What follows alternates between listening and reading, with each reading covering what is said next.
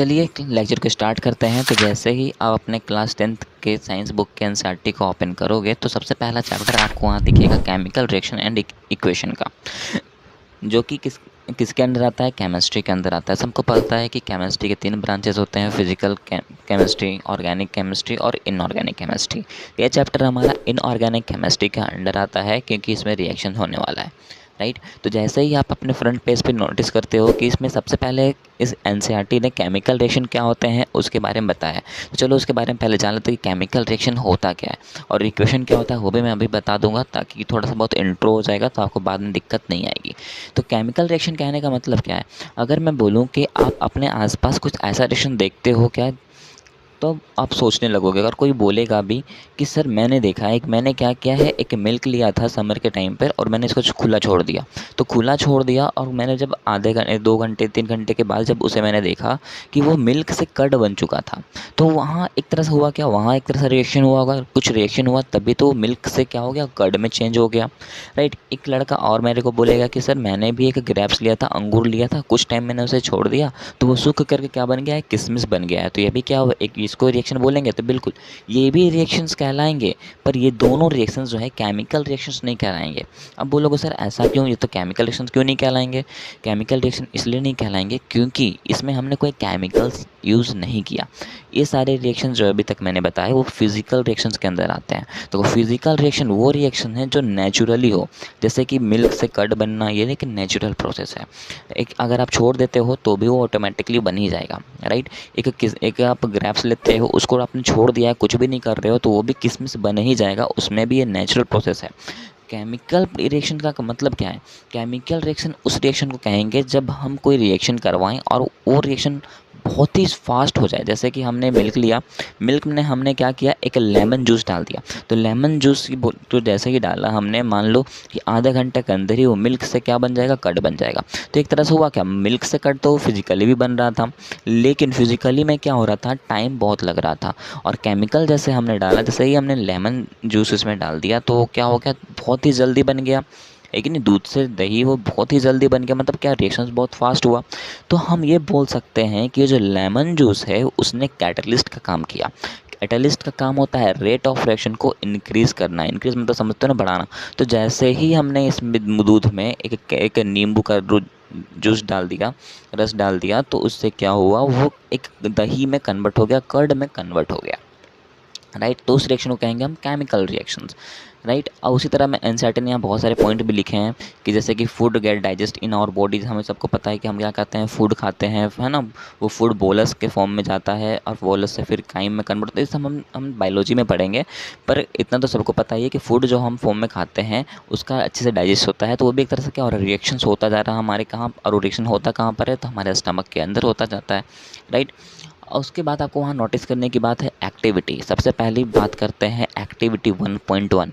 Activity 1.1 में सबसे पहले आपको वहाँ पर एक क्वेश्चन दिख जाएगा कि भाई ये जो एक्टिविटी है सर के लोग के टीचर के सामने ही करनी है, अकेले नहीं करनी है। क्यों नहीं करनी, क्योंकि एक्टिविटी 1 पे सबसे ख़राब बात यह है कि अगर आप हल्के से मिस्टेक करोगे तो उससे आपकी आइज़ जो है ना वो डैमेज हो सकती है। अब सोचोगे सर ऐसा क्या है इस एक्टिविटी में, तो इस एक्टिविटी में आपको क्या करना है, एक मैग्नीशियम लेवल लेना है 3 से 4 सेंटीमीटर का, है ना। उसके बाद क्या करना है, एक मैग्नीशियम रिबन लिया आपने 3 से 4 सेंटीमीटर का, उसको फिर आपको सैंड पेपर से रब करना है। क्या करना है, उसको सैंड पेपर से अच्छे से रब कर लेना, उसको क्लीन कर लेनी है, थोड़ी साफनेस अच्छी आनी चाहिए। उसके बाद आपको क्या करना है कि पेयर ऑफ टोंग लेना है। टोंग आप समझ रहे हो, अगर नहीं दिख रहा तो आप इस आप फिगर पे देखो, है ना। फिगर पे देखोगे तो आपको सब कुछ समझ आएगा कि बर्नर क्या होता है, टोंग क्या होता है, ये सब आप देखते चलोगे, ठीक है। क्योंकि आपको अभी एक्सपेरिमेंट भी करने हैं। बाकी अगर आप 10th में आपके स्कूल में अगर आपके लैब है तो आपको ये प्रैक्टिकल भी करने को मिलेगा। पर अभी तो आप ये देख के समझ तो सकते हो कम से कम कि क्या बर्नर कहते हैं, किसको टोंग कहते हैं, राइट। तो आप एनसीईआरटी बुक को ओपन कर लो, या अदरवाइज़ आपको पीछे मेरे स्क्रीन पे दिख ही रहा होगा तो आप उस पर फोकस करो। तो यहाँ आपको पेयर ऑफ टोंग लेना है, उसको क्या करना है, उसके थ्रू आपको क्या करना है, उसको पकड़ के रखना है। उसको पकड़ के रखना है, किसको पकड़ के रखना है, तो मैग्नीशियम रिबन को उसको पकड़ के रखना है। और हमें उसके बाद क्या लेना है, उसको हीट करना है, किसके थ्रू, एक बर्नर के थ्रू, या लैंप है तो उससे भी चलेगा, तो उसको आप हीट कर लो। हीट करने के बाद जो भी ऐश बचेगा, जो भी मैग्नीशियम रिबन का जो ऐश बचेगा उसको आपको कलेक्ट कर लेना है, बहुत ही सेपरेट तरह से, है ना। ऐसा नहीं कि भाई वहाँ पर आया सीधा उछल दिया, ऐसा नहीं करना है। उसको एक सेपरेट तरह से उसको ले, जो एस है उसको आपको वॉच ग्लास पे रख देना है। किस पे रखना है? वॉच ग्लास पे रख देना है। जैसा कि आपको इमेज पे दिख रहा होगा, यहाँ वॉच ग्लास पे कुछ यहाँ पार्टिकल्स दिख रहे होंगे। तो वो पार्टिकल्स क्या है? तो वो पार्टिकल्स को हम कहते हैं मैग्नीशियम ऑक्साइड। तो कुल मिला के आपको यहाँ पर ये सिखाया जा रहा है कि अगर आप मैग्नीशियम रिबन को एक हीट करते हो तो मैग्नीशियम रिबन के साथ कुछ रिएक्शंस होता है और वो रिएक्शंस के कारण वो मैग्नीशियम रिबन से कन्वर्ट हो जाता है मैग्नीशियम ऑक्साइड के फॉर्म में। अगर इसका रिएक्शंस अगर आप बात करते हैं तो ये तो था रिएक्शंस। तो इसको लिखने का जो फॉर्मेट होगा, इस रिएक्शन को जो लिखने का फॉर्मेट होता है उसी को हम कहते हैं इक्वेशन, राइट। जैसे कि यहाँ पर अगर मैं लिखूँ, जैसे कि ये मैग्नीशियम था तो हम लिखेंगे Mg। इसमें हमारे आसपास क्या होता है? ऑक्सीजन होता ही होता है। तो कुल मिला के देखा जाए तो ये मैग्नीशियम के साथ कहीं ना कहीं एक ऑक्सीजन ऐड हो गया होगा, तभी जा कर के ये मैग्नीशियम रिबन से क्या बन गया होगा? मैग्नीशियम ऑक्साइड बन गया होगा, राइट। तो इस तरह इसको कहते हैं इक्वेशन। और ये था हमारा केमिकल रिएक्शंस। तो यहाँ तक आपको टॉपिक क्लियर हो गया होगा, केमिकल रिएक्शंस क्या है और इक्वेशन क्या है। इक्वेशन के लिए मैं और एक एग्जांपल देता हूँ आपको। इक्वेशन आप मैथ में भी सॉल्व करते होगे, लेकिन एक राइट हैंड साइड लिखते हो, एक LHS लिखते हो लेफ्ट हैंड साइड, जिसको हम लिखते हैं जैसे कि मान लो 2x + 2y = 0। तो दोनों को अपन को क्या करना रहता है? सेम करना रहता है। चाहे आप RHS को सेम करो LH से, या फिर LHS को सेम करो RHS से। तो इसमें भी हमें वही करना है, इक्वेशन को हमेशा बैलेंस करना रहेगा। और तभी करोगे जब वो अनबैलेंस्ड होगा, राइट। तो बैलेंसिंग क्या है और अनबैलेंसिंग क्या होगा वो हम थोड़ी देर बाद पढ़ेंगे, ठीक है। तो ये यहाँ पर जो फ्रंट पेज था आपका वो ख़त्म हो जाएगा। अब बात करते हैं सेकंड पेज पे। सेकंड पेज पे जैसे आओगे आपको एक्टिविटी एक और दिखेगा। उस एक्टिविटी का नाम है एक्टिविटी 1.2।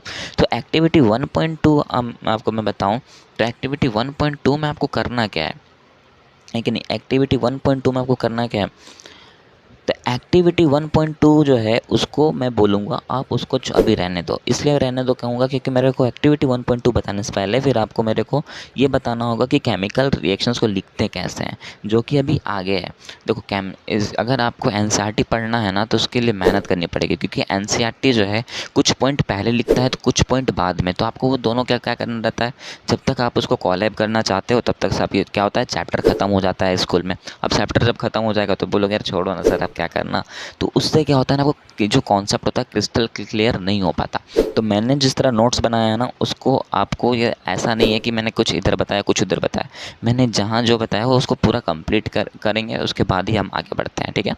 तो यहाँ पर पहले एक्टिविटी 1.3 को जान लेते हैं। तो एक्टिविटी 1.3 कहता क्या है? तो मैं एक्टिविटी बताता हूँ, आप फिगर 1.2 देखो वो उसी का है, ठीक है। तो आपको एक्टिविटी में 1.3 में सबसे पहले क्या करना है, एक जिंक ग्रैन्यूल्स को एक कॉनिकल फ्लास्क में रखना है, या फिर अगर कॉनिकल फ्लास्क नहीं है तो टेस्ट ट्यूब में भी रख सकते हो। टेस्ट ट्यूब में रखने के बाद आपको क्या करना है, आपको HCl लेना है। HCl मतलब कि हाइड्रोक्लोरिक एसिड लेना है, और H2SO4 लेना है, मतलब कि सल्फ्यूरिक एसिड को लेना है।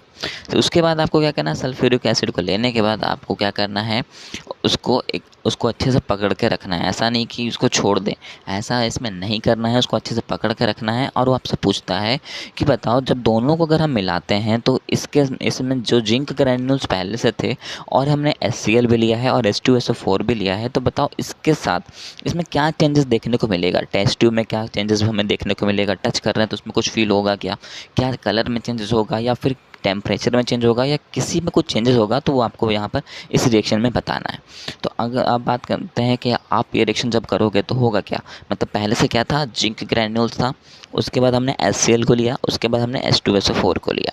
तो होगा क्या, इससे क्या होता है, इसका रिएक्शंस मैं आपको यहाँ लिख करके बताया हूँ। देखो HCl है, H2SO4 लिखो, उसमें हमने जिंक को ऐड किया, तो यहाँ क्या हो जाएगा, H2SO4 जो था वो हट जाएगा, यहाँ H2 हट जाएगा और इसके जगह Zn लग जाएगा, तो बन जाएगा ZnSO4 प्लस HCl और प्लस H2, जो H2 गैस जो है वो बाहर लिबरेट कर जाते हैं।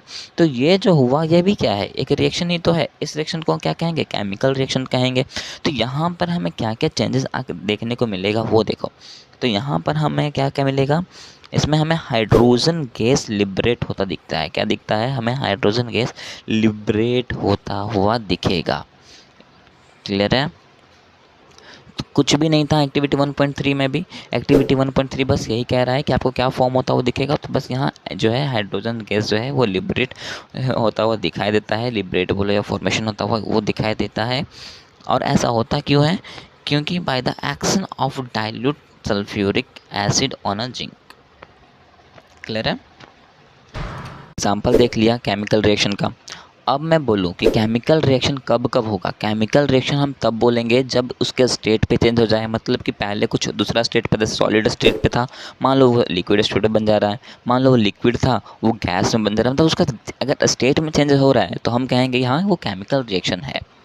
दूसरी बात, कलर में चेंज हो गया तो भी हम बोलेंगे कि उसमें केमिकल रिएक्शंस हो रहा है। तीसरी बात, इवोल्यूशन ऑफ गैस होता है, मतलब कि गैसेस में कुछ चेंजेस आते हैं तो भी हम बोलेंगे कि हाँ यहाँ पर केमिकल रिएक्शन हो रहा है। या फिर उसके टेम्परेचर पे कुछ चेंज आ जाता है तो भी हम कहेंगे कि हाँ यह केमिकल रिएक्शन हो रहा है। तो यहाँ पर ये टॉपिक भी आपको क्लियर हो गया होगा। अगर नहीं हुआ, अगर कोई डाउट यहाँ पर रह जाता है कि इस एक्टिविटी पे, तो आप मेरे को कमेंट कर सकते हो। ठीक है, अब बात करते हैं केमिकल इक्वेशन की। यहाँ पर रिएक्शन हमने कंप्लीट हो गया है और केमिकल इक्वेशन पे अब आते हैं। उसको स्टार्ट करने से पहले मैं एक चीज़ यहाँ बता देता हूँ कि देखो यार, हम पढ़ रहे हैं केमिस्ट्री। केमिस्ट्री का मतलब ये क्या है कि केमिस्ट्री के पीछे ही बहुत बड़ा मिस्ट्री होता है। अब इस मिस्ट्री को जो समझ गया, समझो वो केमिस्ट्री को समझ गया। तो आपको जो मैं बोलूँ उस पर, उसको अच्छे से, अगर आपको एक बार में समझ नहीं आता 2 बार देख लो, पर उसको यहीं पर क्लियर करके चलेंगे। ठीक है, क्योंकि इसकी मिस्ट्री को समझना बहुत ही मुश्किल है पर नामुमकिन नहीं है। क्लियर है? तो अब हमारा टॉपिक स्टार्ट होता है केमिकल इक्वेशन। इक्वेशन का मतलब मैंने पहले ही बताया है कि हम जो रिएक्शन करते हैं उसको जिस फॉर्मेट में लिखते हैं उसी को कहते हैं केमिकल इक्वेशन। राइट?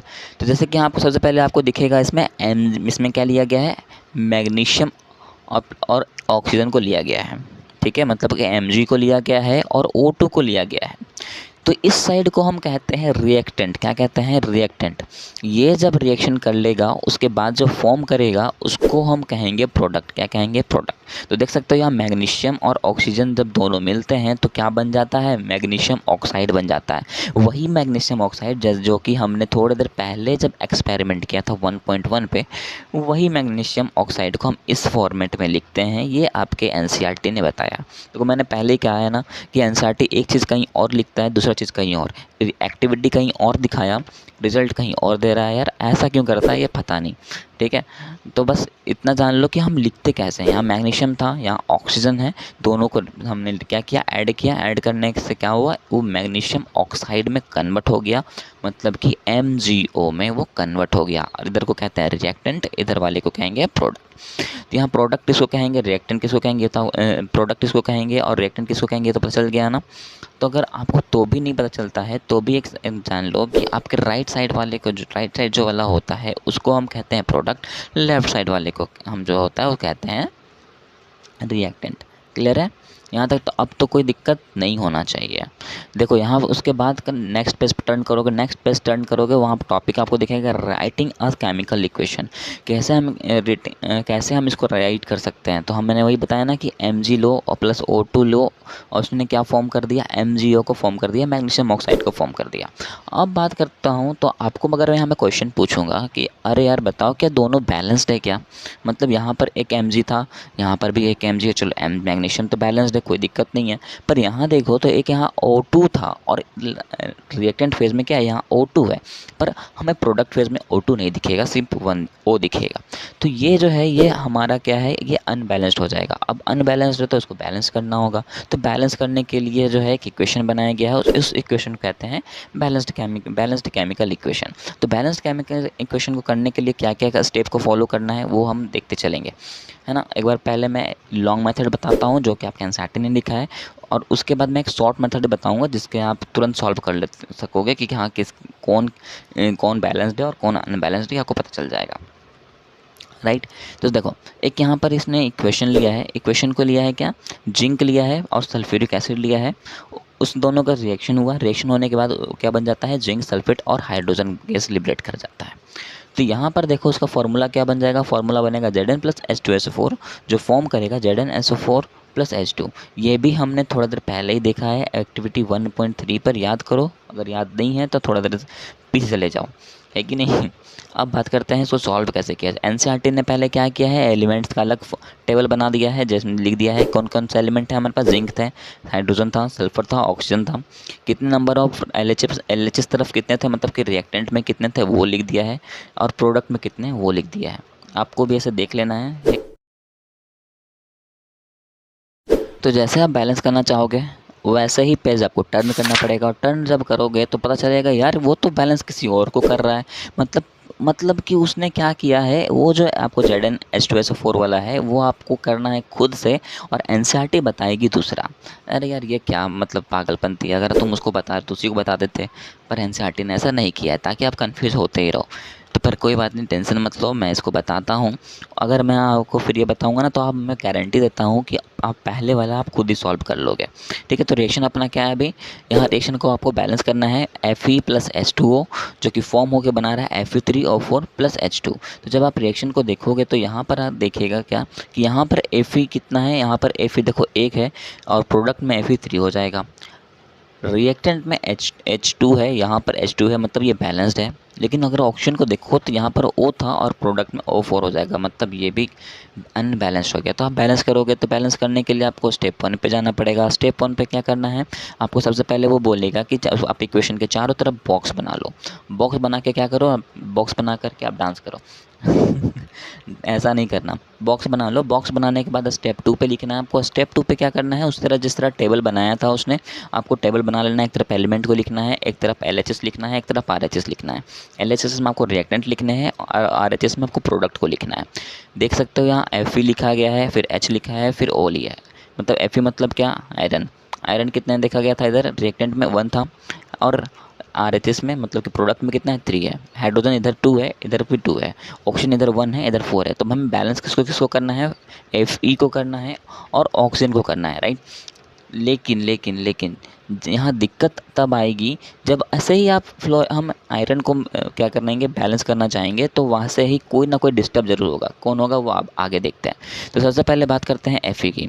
तो Fe को हम बैलेंस करते हैं, है कि नहीं। तो Fe को चलो बैलेंस करना शुरू करते हैं। तो जैसे ही आप Fe को बैलेंस करने जाओगे तो पता चलेगा यार यहाँ पहले इसने Fe को बैलेंस नहीं किया है, मतलब आयरन को बैलेंस नहीं किया है। तो सबसे पहले एनसीईआरटी ने ऑक्सीजन को बैलेंस किया है, पता नहीं क्यों। हाइड्रोजन को भी कर सकता था और आयरन को भी कर सकता था, पर उसने पहले किसको बैलेंस किया है, ऑक्सीजन को बैलेंस किया। तो चलो हम भी ऑक्सीजन को ही कर लेते हैं, क्या ही दिक्कत है, बैलेंस तो करना ही है किसी ना किसी को। तो सबसे पहले बात करते हैं ऑक्सीजन की। तो ऑक्सीजन देखा जाए तो ऑक्सीजन यहाँ पर पहले कितना था, ऑक्सीजन का वैल्यू पहले कितना था देख सकते हो, पहले 1 था, प्रोडक्ट में कितना हो गया 4 हो गया। मतलब हमें क्या करना है, हमें ऑक्सीजन को 4 गुना करना है कि नहीं।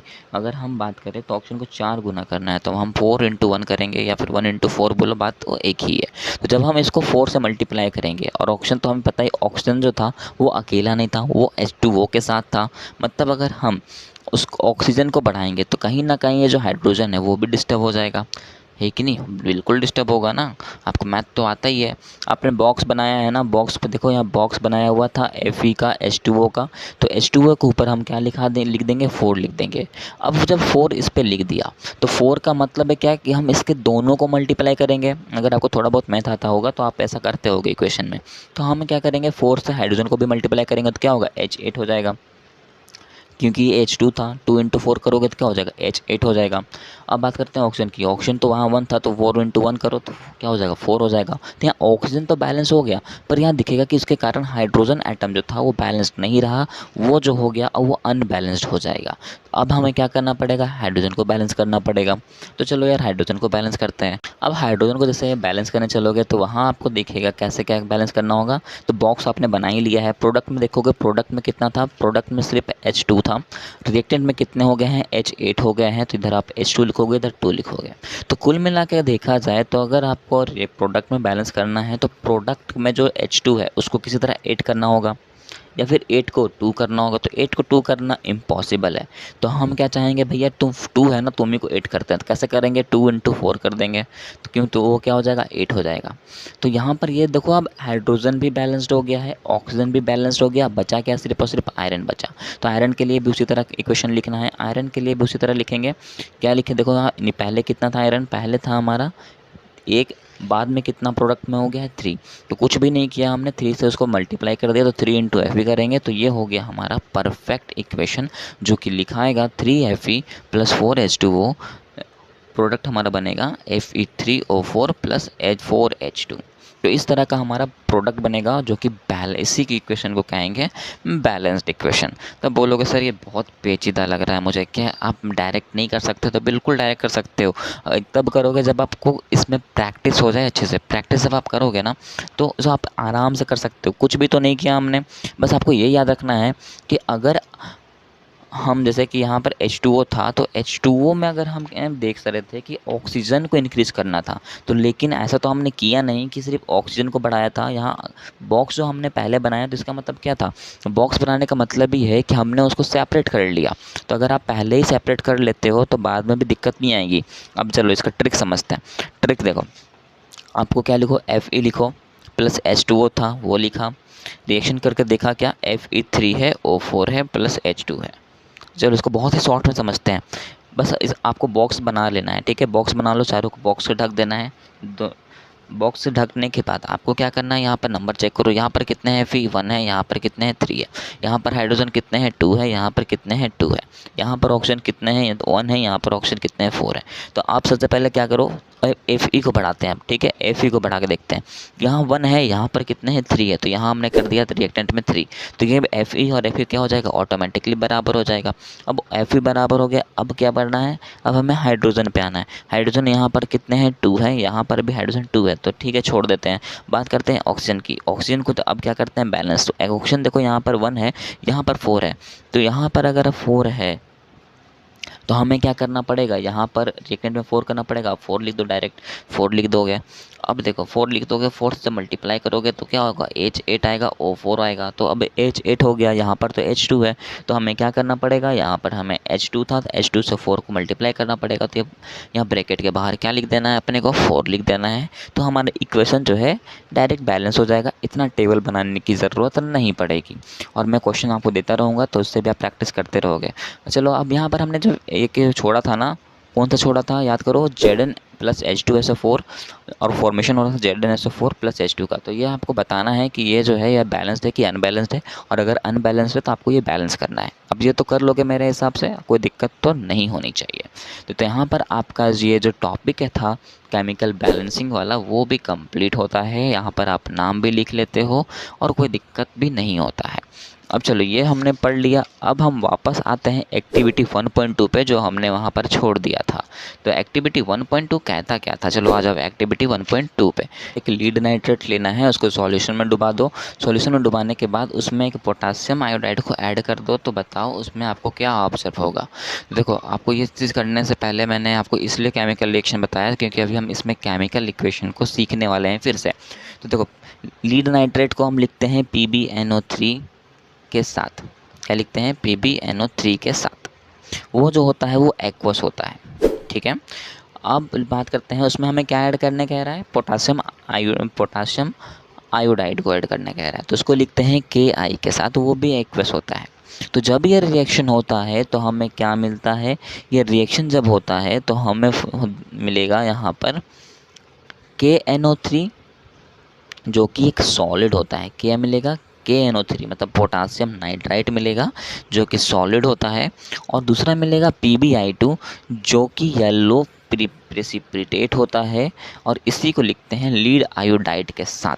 मतलब हमने रिएक्शन किया किसके किसके बीच, हमने रिएक्शन किया था लीड नाइट्रेट और पोटासियम आयोडाइड के बीच, दोनों एक्वस थे, लेकिन जो रिजल्ट आता है वो एक आता है KNO3 मतलब कि नाइट्रेट पोटासियम, और दूसरा आता है लीड आयोडाइड। ये हमें ऑब्जर्व होता हुआ दिखेगा।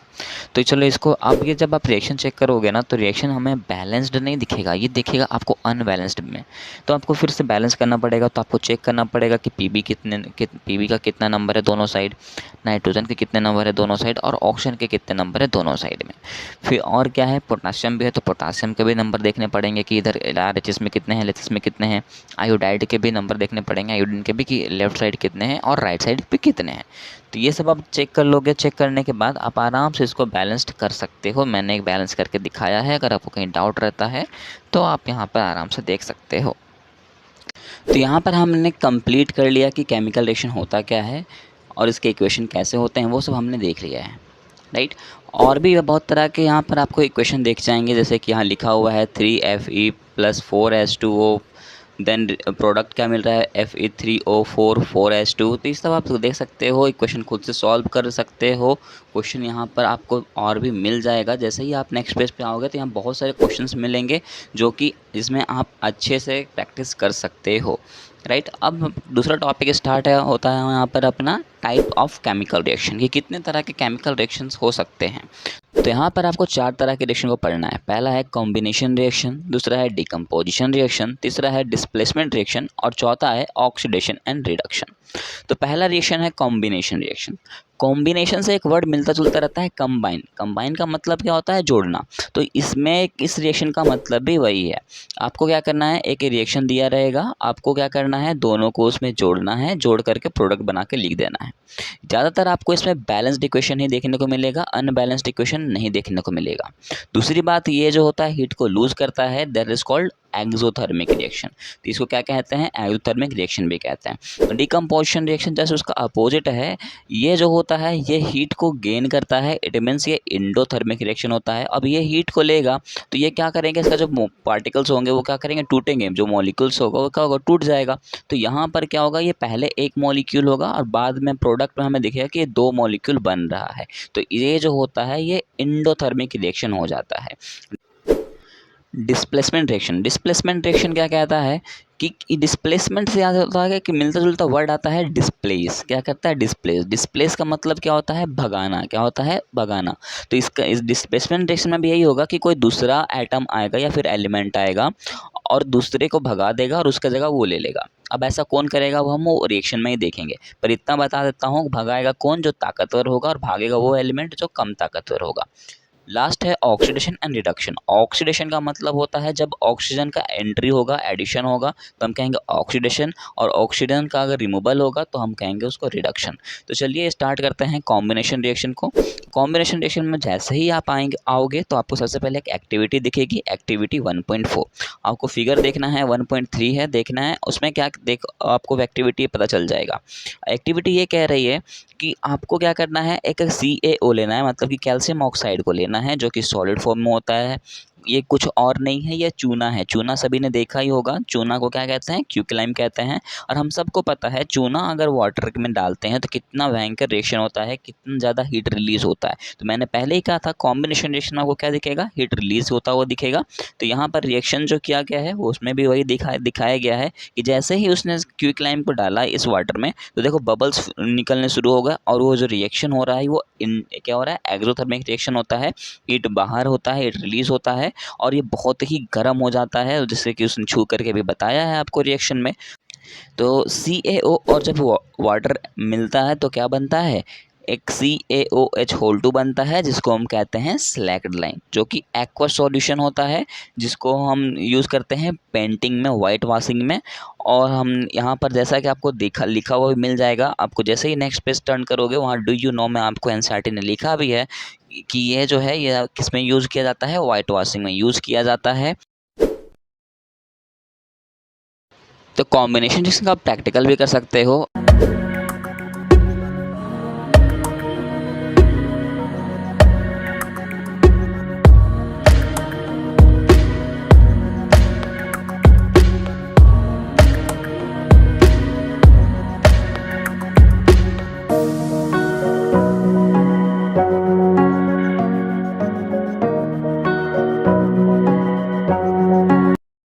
उसके अलावा भी उसने क्या क्या लिखा है कॉम्बिनेशन रिएक्शन में, और भी रिएक्शन दिखाए हैं। जैसे कि पहला है बर्निंग ऑफ कोल। हमको सबको पता है जब भी हम कोयले को जलाते हैं तो कौन कौन से गैस लिबरेट होते हैं, जो सब वहाँ पर होता है CO2, जिसको कहते हैं कार्बन डाइऑक्साइड, है कि नहीं। वो बना किससे होता है, कार्बन से और ऑक्सीजन से। तो क्या होता है फॉर्मूला उसका, कार्बन का C जो कि सॉलिड होता है, ऑक्सीजन का O2 जो कि गैस होता है। दोनों जब रिएक्शन करता है तो प्रोडक्ट हमारा आता है CO2 जो कि गैस होता है। क्लियर है यहाँ पर। दूसरा है the formation of water from H2 and O2 gas. तो यहाँ तक आपको, वहाँ पर आपने देखा होगा बर्निंग ऑफ कोल में कि हमें कहीं भी बैलेंस करने की ज़रूरत नहीं पड़ी होगी, वो पहले से बैलेंसिंग में, बैलेंस कंडीशन में था, मतलब बैलेंस्ड इक्वेशन था। तो हमने यही तो पढ़ा था डेफिनेशन कि ये जो होता है ये एक्सोथर्मिक रिएक्शन होता है, और इसमें जितने भी इक्वेशन आते हैं सारे के सारे बैलेंस्ड इक्वेशन ही आते हैं। तो यहाँ पर आपको कोई डाउट नहीं होना चाहिए। लेकिन जैसे ही आप पढ़ोगे formation of water from H2 and O2। तो आप बोलोगे सर इसमें तो हमें बैलेंस्ड करना पड़ रहा है, क्योंकि H2 और O2 को मिलाएंगे तो H2O2 होना चाहिए था, H2O नहीं होना चाहिए था। इसको हमें बैलेंस करना पड़ रहा है। कैसे बैलेंस करते हैं वो हमने पहले सीखा है। H2 के आगे ब्रेक, उसको क्या करो, उसमें बॉक्स लगाओ, O2 में भी बॉक्स लगाओ, H2O में बॉक्स लगाओ। अब देखो यहाँ पर आप क्या चेक करोगे कि नंबर, कि ऑक्सीजन का नंबर यहाँ पर कितना है, प्रोडक्ट में 1 है, रिएक्टेंट साइड में 2 है। तो यहाँ पर हमें 1 से 2 कर सकते हैं कि नहीं कर सकते, बिल्कुल कर सकते हैं। 2 आगे लगा देंगे, 2 आगे लगाएंगे तो इसका मतलब है हमें हाइड्रोजन से भी मल्टीप्लाई करना पड़ेगा, जो कि हाइड्रोजन 2 था। तो 2 और 2 कितने हो जाएंगे, 4 हो जाएगा, 4 हो जाएगा। तो H2 के आगे भी हमें 2 लगाना पड़ेगा, तब जाके ये बैलेंस हो जाएगा। तो ये हमें बोलोगे सर ये तो बैलेंस करना पड़ रहा है, तो फिर ये तो गलत हो गया डेफिनेशन। गलत नहीं हुआ, मैंने क्या कहा था, कहीं कहीं एक्सेप्शन आपको आएंगे, वही एक्सेप्शन ये रहा हमारे सामने। क्लियर है। उसके अलावा भी आपको एक बहुत ही अच्छा एग्जांपल दिया गया है, जो कि एक्चुअली यूज़ होता है फोटोसिंथेसिस के लिए, लेकिन आप फोटोसिंथेसिस पे मत चलो, बस अभी ये समझो कि ये बैलेंस्ड है कि नहीं है। बैलेंस्ड है तो ये क्या कर रहा होगा, हीट को रिलीज कर रहा होगा। और दूसरी बात, ये कौन सा रिएक्शन में आएगा, कॉम्बिनेशन रिएक्शन में आएगा। जैसे कि यहाँ है C6H12O6, ये एक्वस कंडीशन पे है, इसमें 6O2 भी एक्वस कंडीशन के साथ है। जब रिएक्शन हुआ, दोनों के बीच रिएक्शन होगी, रिएक्शन होने के बाद जो प्रोडक्ट बनेगा वो क्या क्या बनेगा, 6CO2 बनेगा, जो कि एक्वस होगा, 6H2O होगा, जो कि कैसा कंडीशन है, लिक्विड कंडीशन पर है, और ये एनर्जी भी रिलीज होगा। तो ये आप मेरे को कमेंट करना कि ये इक्वेशन बैलेंस्ड है या अनबैलेंस्ड है। अगर बैलेंस्ड है तो किस तरह से बैलेंस किया जाए वो भी आप कमेंट में लिख सकते हो, मैं चेक करके बता दूंगा। तो यहाँ पर आपका जो ये टॉपिक था कॉम्बिनेशन रिएक्शन, वो कंप्लीट होता है। यहाँ पर आपके कॉन्सेप्ट क्रिस्टल क्लियर हो जाने चाहिए। अगर नहीं होते हैं तो आप मेरे को कमेंट कर सकते हो। नेक्स्ट टॉपिक है अपना डिकम्पोजिशन रिएक्शन। डिकम्पोजिशन अगर मैं कहूँ ना तो ये जस्ट अपोजिट है कॉम्बिनेशन रिएक्शन के। कॉम्बिनेशन रिएक्शन में हमने सीखा कि वो हीट को क्या करता है, रिलीज करता है, तो ये हीट को क्या करेगा, एक्सेप्ट करेगा। हमने वहाँ कहा कि ज़्यादातर उसमें बैलेंस्ड इक्वेशन नहीं देखने को मिलेगा, इसमें ज़्यादातर हमें अनबैलेंस्ड इक्वेशन देखने को मिलेगा। अब हमने क्या कहा था, वहाँ पर वो हीट को रिलीज कर रहा है मतलब एक्सोथर्मिक है, यहाँ पर हीट को एक्सेप्ट करेगा तो ये एंडोथर्मिक हो जाएगा। तो सबसे पहले चलो इसका एक्टिविटी देखते हैं। एक्टिविटी कह रहा है कि हम क्या लेने कह रहा है, 2 ग्राम फेरस सल्फेट लेने कह रहा है। 2 ग्राम फेरस सल्फेट लेने कह रहा है। किस में लेने कह रहा है, तो एक बॉइलिंग ट्यूब में लेने कह रहा है। ठीक है, तो बॉइलिंग ट्यूब में लेने कह रहा है। अब उसको हम लिखेंगे कैसे, क्योंकि रिएक्शन को लिखना भी तो है। लिखने के लिए क्या करेंगे, फेरस है तो फेरस का होता है Fe, सल्फेट का SO। तो यहाँ पर क्या है, फेरस सल्फेट क्रिस्टल है, इसका फॉर्मूला हो जाएगा FeSO4। यहाँ क्या हो जाएगा, FeSO4। और हमें कितना लेने कहा है, 2 ग्राम लेने का है, तो 2 आगे लगा देंगे, कंप्लीट हो गया। इसके साथ हमें क्या करना है, देखो ये मैं पहले कह रहा हूँ कि ये डिकम्पोजिशन रिएक्शन है, तो ये हीट लेगा, है कि नहीं, ये हीट लेगा। हीट लेगा इसका मतलब हमें हीट करना पड़ेगा। हमें हीट क्या करना पड़ेगा, इसको हीट करना पड़ेगा, है कि नहीं। तो देखो थर्ड लाइन पे ये तो लिख रहा है, heat the boiling tube over the flame of a burner or a split lamp as shown in figure 1.4। जैसा कि आपको फिगर 1.4 में देख रहे होगे कि ये बर्नर को किस तरह हीट कर रही है कि नहीं, हीट कर रही है ना, वो बिल्कुल कर रही है यार, दिख भी तो रहा होगा। एक बॉइलिंग ट्यूब है उसके पास, वो हीट कर रही है, उसको किए जा रही है। हीट करने के बाद रिजल्ट तो कुछ मिलेगा उसको, तो क्या रिजल्ट मिलेगा वो आपको बताना है। तो जैसे ही हीट करते हैं की है तो वहाँ पर आपको यहाँ रिजल्ट मिल रहा है कि फेरिक ऑक्साइड का फॉर्मेशन हो रहा है। किसका हो रहा है, फेरिक ऑक्साइड का फॉर्मेशन होगा। और उसका जो स्मेल होगा ना, थोड़ा गंदा टाइप का होगा, ऑर्डर स्मेल होता है। तो यहाँ पर इससे क्या समझ में आ रहा है कि हम अगर फेरस सल्फेट को अगर हम हीट करते हैं तो वो फेरिक ऑक्साइड में बदल जाता है। और उसके अलावा क्या क्या रिलीज़ होते हैं, SO2 रिलीज़ होता है, SO3 गैस भी रिलीज़ होता है। और ये जो इक्वेशन आप बनेगा तो क्या बनेगा, Fe2O3 जो कि सॉलिड कंडीशन पे होगा, फिर बनेगा SO2 गैस और SO3 गैस। तो यहाँ पर देखो आपको ये जो इक्वेशन दिखेगा ये बैलेंस नहीं दिखेगा, आपको बैलेंस्ड करना पड़ेगा। बैलेंस्ड आप कर सकते हो मेरे हिसाब से, नहीं लेकिन बैलेंस नहीं कर पाओगे तो यहाँ दिया हुआ है, पर आप चीटिंग नहीं करना, पहले खुद से बैलेंसिंग करो। अगर वो गलत होता है तो आप एक बार रीचेक करो और खुद से कोशिश करो इसको करने की, है कि नहीं। ग्रेट। तो यहाँ पर ये जो है वो आपको एक्टिविटी तो क्लियर हो गया होगा। अब दूसरा एक्टिविटी है एक्टिविटी 1.6। एक्टिविटी 1.6 क्या कहता है वो देखो। एक्टिविटी 1.6 कह रहा है take about 2 gram lead nitrate powder in a boiling tube. फिर से हमें बॉइलिंग ट्यूब लेना है और उसमें क्या करना है, 2 ग्राम क्या लेने कह रहा है, लीड नाइट्रेट लेने कह रहा है, जो कि कैसा कंडीशन पे होता है, सॉलिड कंडीशन पे होता है, सबको पता है। इक्वेशन क्या बनेगा, 2PbNO3 होल 2, जो कि सॉलिड कंडीशन पे है। इसको हमें फिर से कहेगा ये हीट करने के लिए, क्यों, क्योंकि ये डिकम्पोजिशन रिएक्शन तो हीट तो बोलेगा ही। तो देखो बिल्कुल यहाँ लिखा होगा कहीं कहीं, देखो नेक्स्ट पॉइंट पढ़ो। कह रहा है ना, hold the boiling tube with a pair of tong and the heat is over a flame as shown in figure 1.5। Figure 1.5 में देख ही सकते हो, फिगर 1.5 में दिखा ही रहा है कि किस तरह लीड नाइट्रेट को हम हीट कर रहे हैं बॉइलिंग ट्यूब में बर्नर के थ्रू।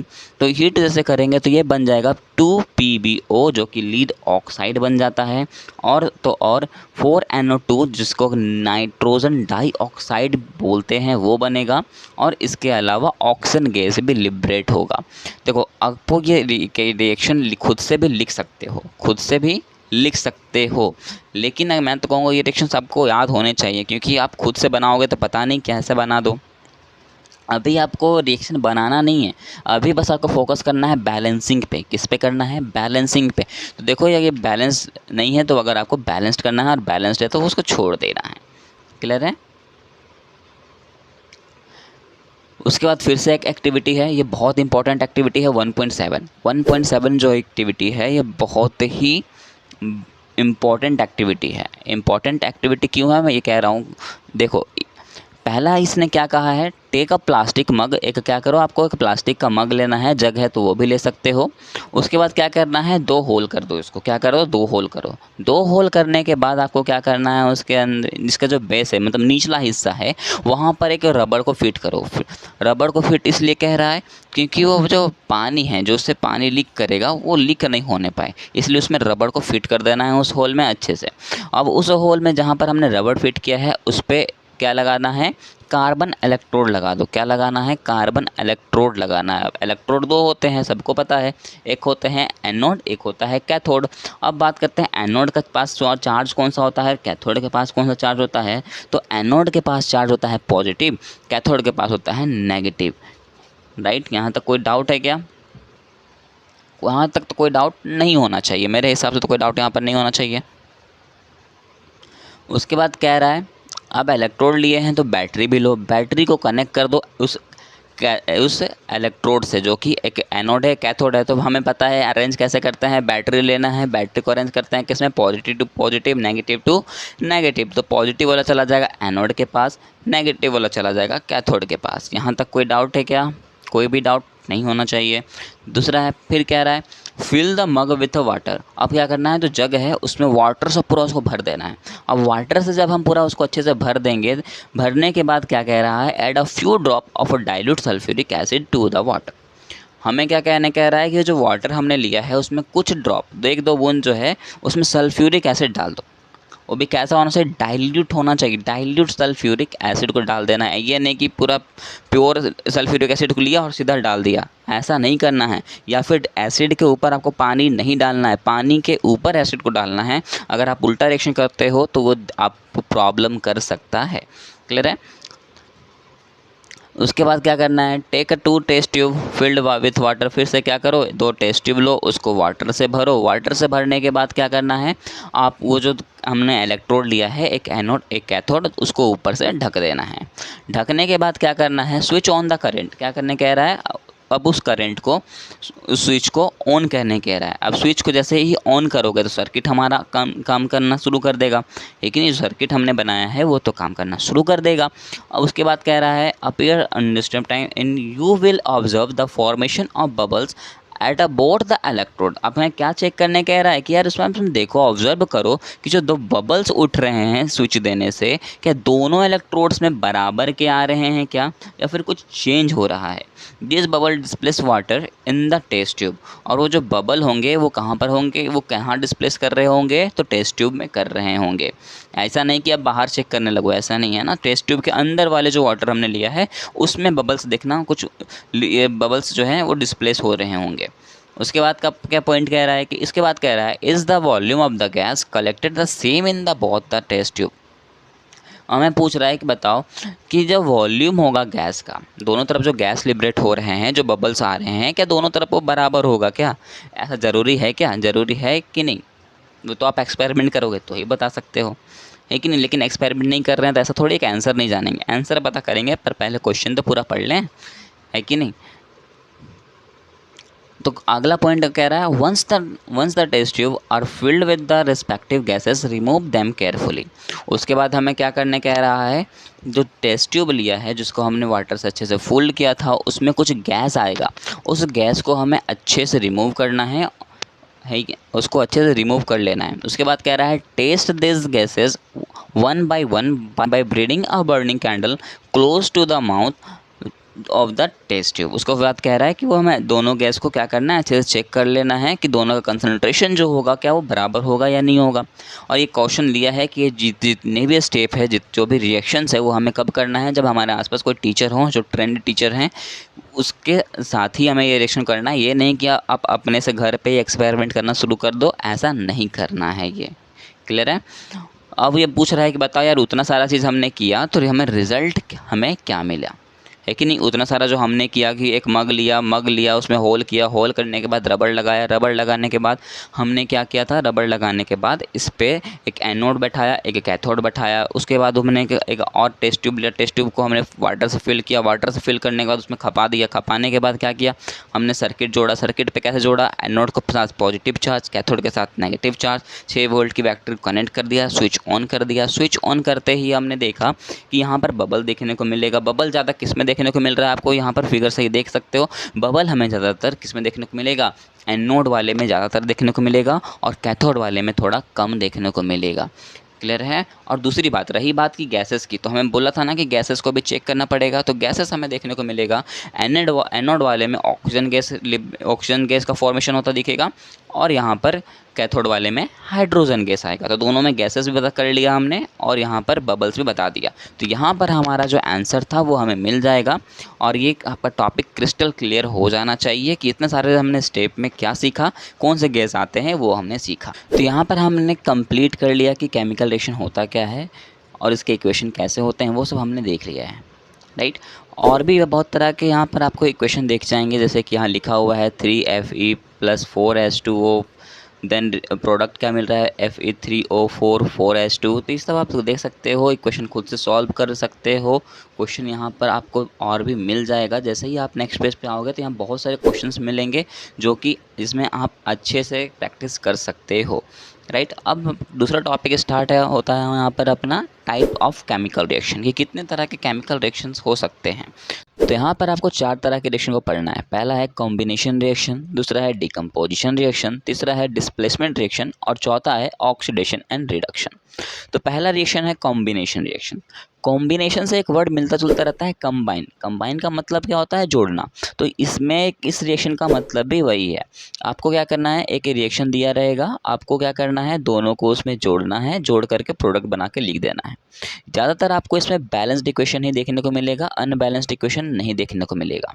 दूसरी बात, ये जो होता है हीट को लूज करता है, that is called exothermic reaction. तो इसको क्या कहते हैं, एक्सोथर्मिक रिएक्शन भी कहते हैं। डिकम्पोजिशन रिएक्शन जैसे उसका अपोजिट है, ये जो होता है ये हीट को गेन करता है, इट मीन्स ये इंडोथर्मिक रिएक्शन होता है। अब ये हीट को लेगा तो ये क्या करेंगे, इसका जो पार्टिकल्स होंगे वो क्या करेंगे, टूटेंगे, जो मॉलिक्यूल्स होगा वो क्या होगा, टूट जाएगा। तो यहाँ पर क्या होगा, ये पहले एक मॉलिक्यूल होगा और बाद में प्रोडक्ट में हमें दिखेगा कि ये 2 मॉलिक्यूल बन रहा है। तो ये जो होता है ये इंडोथर्मिक रिएक्शन हो जाता है। डिस्प्लेसमेंट रिएक्शन, डिस्प्लेसमेंट रिएक्शन क्या कहता है कि डिस्प्लेसमेंट से याद होता है कि मिलता जुलता वर्ड आता है डिस्प्लेस। क्या करता है, डिस्प्लेस। डिस्प्लेस का मतलब क्या होता है, भगाना। क्या होता है, भगाना। तो इस डिस्प्लेसमेंट रिएक्शन में भी यही होगा कि कोई दूसरा एटम आएगा या फिर एलिमेंट आएगा और दूसरे को भगा देगा और उसका जगह वो ले लेगा। अब ऐसा कौन करेगा वो हम वो रिएक्शन में ही देखेंगे, पर इतना बता देता हूँ, भगाएगा कौन, जो ताकतवर होगा, और भागेगा वो एलिमेंट जो कम ताकतवर होगा। लास्ट है ऑक्सीडेशन एंड रिडक्शन। ऑक्सीडेशन का मतलब होता है जब ऑक्सीजन का एंट्री होगा, एडिशन होगा तो हम कहेंगे ऑक्सीडेशन, और ऑक्सीजन का अगर रिमूवल होगा तो हम कहेंगे उसको रिडक्शन। तो चलिए स्टार्ट करते हैं कॉम्बिनेशन रिएक्शन को।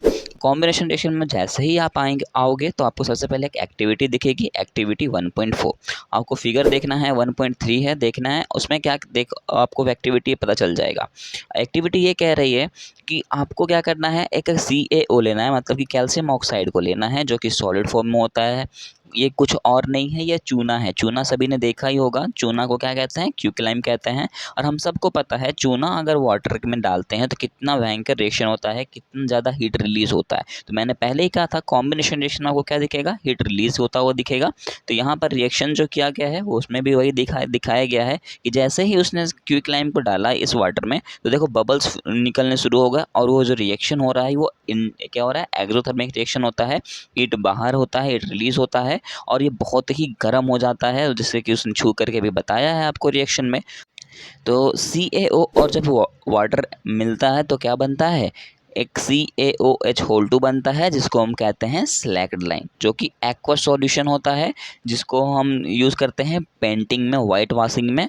और हम यहाँ पर जैसा कि आपको लिखा हुआ भी मिल जाएगा, आपको जैसे ही नेक्स्ट पेज टर्न करोगे वहाँ डू यू नो में आपको NCERT ने लिखा भी है कि ये जो है ये किस में यूज़ किया जाता है, वाइट वॉशिंग में यूज़ किया जाता है। तो कॉम्बिनेशन जिसका आप प्रैक्टिकल भी कर सकते हो।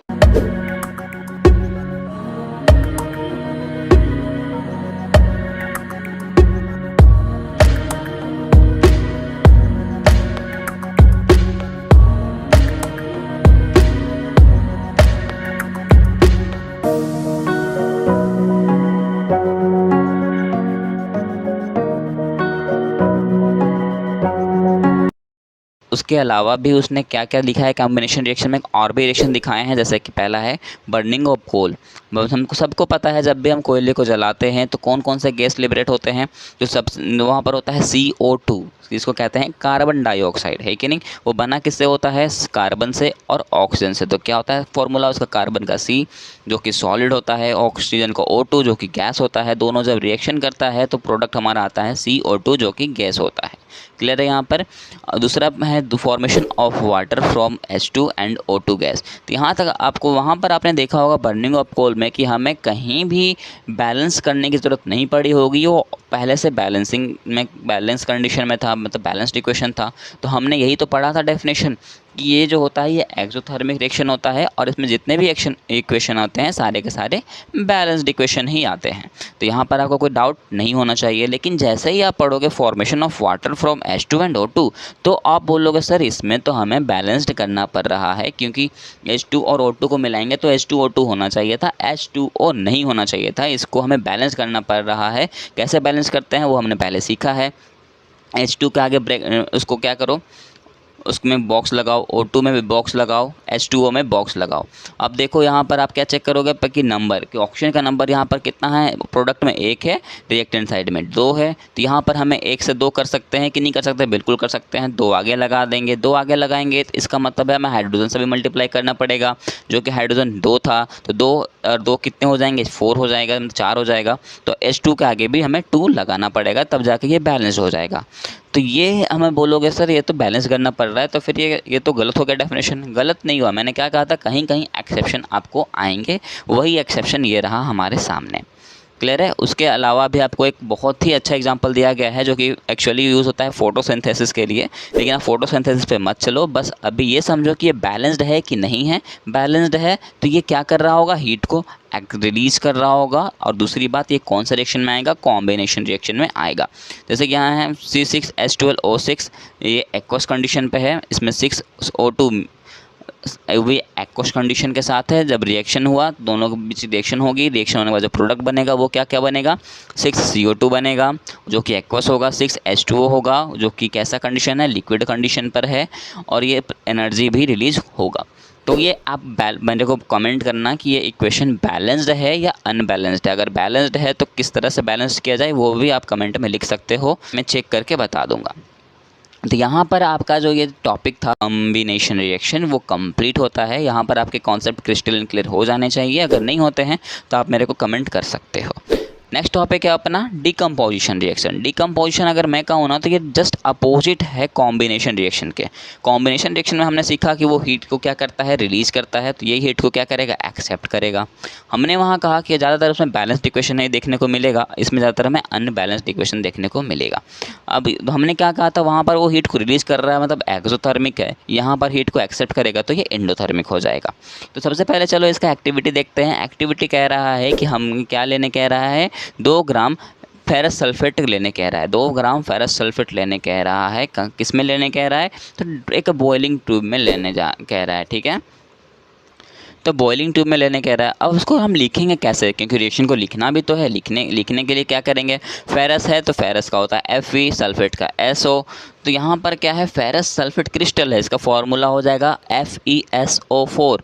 यहाँ क्या हो जाएगा, FeSO4। और हमें कितना लेने कहा है, 2 ग्राम लेने का है, तो 2 आगे लगा देंगे, कंप्लीट हो गया। इसके साथ हमें क्या करना है, देखो ये मैं पहले कह रहा हूँ कि ये डिकम्पोजिशन रिएक्शन है तो ये हीट लेगा, है कि नहीं। ये हीट लेगा इसका मतलब हमें हीट करना पड़ेगा। हमें हीट क्या करना पड़ेगा, इसको हीट करना पड़ेगा, है कि नहीं। तो देखो थर्ड लाइन पे ये तो लिख रहा है, heat the boiling tube over the flame of a burner or a split lamp as shown in figure 1.4। जैसा कि आपको फिगर 1.4 में देख रहे होगे कि ये बर्नर को किस तरह हीट कर रही है कि नहीं। हीट कर रही है ना, वो बिल्कुल कर रही है यार, दिख ही तो रहा होगा। एक बॉइलिंग ट्यूब है उसके पास, वो हीट कर रही है, उसको किए जा रही है। हीट करने के बाद रिजल्ट तो कुछ मिलेगा उसको, तो क्या रिजल्ट मिलेगा वो आपको बताना है। तो जैसे ही हीट करते हैं की है तो वहाँ पर आपको यहाँ रिजल्ट मिल रहा है कि फेरिक ऑक्साइड का फॉर्मेशन हो रहा है। किसका हो रहा है, फेरिक ऑक्साइड का फॉर्मेशन होगा। और उसका जो स्मेल होगा ना, थोड़ा गंदा टाइप का होगा, ऑर्डर स्मेल होता है। तो यहाँ पर इससे क्या समझ में आ रहा है कि हम अगर फेरस सल्फेट को अगर हम हीट करते हैं तो वो फेरिक ऑक्साइड में बदल जाता है। और उसके अलावा क्या क्या रिलीज़ होते हैं, SO2 रिलीज़ होता है, SO3 गैस भी रिलीज़ होता है। और ये जो इक्वेशन आप बनेगा तो क्या बनेगा, Fe2O3 जो कि सॉलिड कंडीशन पे होगा, फिर बनेगा SO2 गैस और SO3 गैस। तो यहाँ पर देखो आपको ये जो इक्वेशन दिखेगा ये बैलेंस्ड नहीं दिखेगा, आपको बैलेंस्ड करना पड़ेगा। बैलेंस्ड आप कर सकते हो मेरे हिसाब से, नहीं है कि नहीं, बैलेंस नहीं कर पाओगे तो यहाँ दिया हुआ है, पर आप चीटिंग नहीं करना, पहले खुद से बैलेंसिंग करो। अगर वो गलत होता है तो आप एक बार रीचेक करो और खुद से कोशिश करो इसको करने की, है कि नहीं। ग्रेट। तो यहाँ पर ये जो है वो आपको एक्टिविटी तो क्लियर हो गया होगा। अब दूसरा एक्टिविटी है एक्टिविटी 1.6। एक्टिविटी 1.6 क्या कहता है वो देखो। एक्टिविटी 1.6 कह रहा है take about 2 gram lead nitrate powder in a boiling tube. फिर से हमें बॉइलिंग ट्यूब लेना है और उसमें क्या करना है, 2 ग्राम क्या लेने कह रहा है, लीड नाइट्रेट लेने कह रहा है, जो कि कैसा कंडीशन पे होता है, सॉलिड कंडीशन पे होता है, सबको पता है। इक्वेशन क्या बनेगा, 2PbNO3 होल 2 जो कि सॉलिड कंडीशन पे है। इसको हमें फिर से कहेगा ये हीट करने के लिए, क्यों, क्योंकि ये डिकम्पोजिशन रिएक्शन तो हीट तो बोलेगा ही। तो देखो बिल्कुल यहाँ लिखा होगा कहीं कहीं, देखो नेक्स्ट पॉइंट पढ़ो। कह रहा है ना, hold the boiling tube with a pair of tong and the heat is over a flame as shown in figure 1.5। Figure 1.5 में देख ही सकते हो, फिगर 1.5 में दिखा ही रहा है कि किस तरह लीड नाइट्रेट को हम हीट कर रहे हैं बॉइलिंग ट्यूब में बर्नर के थ्रू। तो हीट जैसे करेंगे तो ये बन जाएगा 2PbO जो कि लीड ऑक्साइड बन जाता है। और 4NO2 जिसको नाइट्रोजन डाइऑक्साइड बोलते हैं वो बनेगा। और इसके अलावा ऑक्सीजन गैस भी लिबरेट होगा। देखो आपको ये रिएक्शन खुद से भी लिख सकते हो, लेकिन मैं तो कहूँगा ये रिएक्शन सबको याद होने चाहिए, क्योंकि आप खुद से बनाओगे तो पता नहीं कैसे बना दो। अभी आपको रिएक्शन बनाना नहीं है, अभी बस आपको फोकस करना है बैलेंसिंग पे। किस पे करना है, बैलेंसिंग पे। तो देखो ये बैलेंस नहीं है, तो अगर आपको बैलेंस्ड करना है और बैलेंस्ड है तो उसको छोड़ देना है। क्लियर है। उसके बाद फिर से एक एक्टिविटी है, ये बहुत इंपॉर्टेंट एक्टिविटी है 1.7। 1.7 जो एक्टिविटी है ये बहुत ही इम्पॉर्टेंट एक्टिविटी है। इम्पॉर्टेंट एक्टिविटी क्यों है मैं ये कह रहा हूँ, देखो पहला इसने क्या कहा है, टेक अ प्लास्टिक मग। एक क्या करो, आपको एक प्लास्टिक का मग लेना है, जग है तो वो भी ले सकते हो। उसके बाद क्या करना है, 2 होल कर दो इसको। क्या करो, 2 होल करो। 2 होल करने के बाद आपको क्या करना है, उसके अंदर जिसका जो बेस है मतलब निचला हिस्सा है वहाँ पर एक रबड़ को फिट करो। रबड़ को फिट इसलिए कह रहा है क्योंकि वो जो पानी है जो उससे पानी लीक करेगा वो लीक नहीं होने पाए, इसलिए उसमें रबड़ को फिट कर देना है उस होल में अच्छे से। अब उस होल में जहाँ पर हमने रबड़ फिट किया है उस पर क्या लगाना है, कार्बन इलेक्ट्रोड लगा दो। क्या लगाना है, कार्बन इलेक्ट्रोड लगाना है। अब इलेक्ट्रोड दो होते हैं, सबको पता है, एक होते हैं एनोड, एक होता है कैथोड। अब बात करते हैं एनोड के पास चार्ज कौन सा होता है, कैथोड के पास कौन सा चार्ज होता है। तो एनोड के पास चार्ज होता है पॉजिटिव, कैथोड के पास होता है नेगेटिव। राइट, यहाँ तक कोई डाउट है क्या? वहाँ तक तो कोई डाउट नहीं होना चाहिए, मेरे हिसाब से तो कोई डाउट यहाँ पर नहीं होना चाहिए। उसके बाद कह रहा है अब इलेक्ट्रोड लिए हैं तो बैटरी भी लो, बैटरी को कनेक्ट कर दो उस इलेक्ट्रोड से, जो कि एक एनोड है कैथोड है। तो हमें पता है अरेंज कैसे करते हैं, बैटरी लेना है, बैटरी को अरेंज करते हैं किसमें, positive to positive, negative to negative. तो पॉजिटिव वाला चला जाएगा एनोड के पास, नेगेटिव वाला चला जाएगा कैथोड के पास। यहाँ तक कोई डाउट है क्या? कोई भी डाउट नहीं होना चाहिए। दूसरा है, फिर कह रहा है fill the mug with water. अब क्या करना है, जो जग है उसमें वाटर से पूरा उसको भर देना है। अब वाटर से जब हम पूरा उसको अच्छे से भर देंगे, भरने के बाद क्या कह रहा है, add a few drop of dilute sulphuric acid to the water. हमें क्या कह रहा है कि जो वाटर हमने लिया है उसमें कुछ ड्रॉप, एक दो बूंद जो है उसमें सल्फ्यूरिक एसिड डाल दो।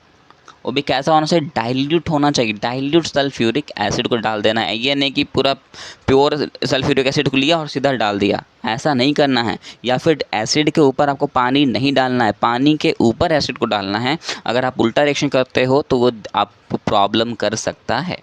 क्लियर है? उसके बाद क्या करना है, take a 2 test tube filled with water. फिर से क्या करो, 2 टेस्ट ट्यूब लो, उसको वाटर से भरो। वाटर से भरने के बाद क्या करना है, आप वो जो हमने इलेक्ट्रोड लिया है, एक एनोड एक कैथोड, उसको ऊपर से ढक देना है। ढकने के बाद क्या करना है, स्विच ऑन द करंट। क्या करने कह रहा है, अब उस करंट को, उस स्विच को ऑन करने कह रहा है। अब स्विच को जैसे ही ऑन करोगे तो सर्किट हमारा काम करना शुरू कर देगा, लेकिन ये सर्किट हमने बनाया है वो तो काम करना शुरू कर देगा।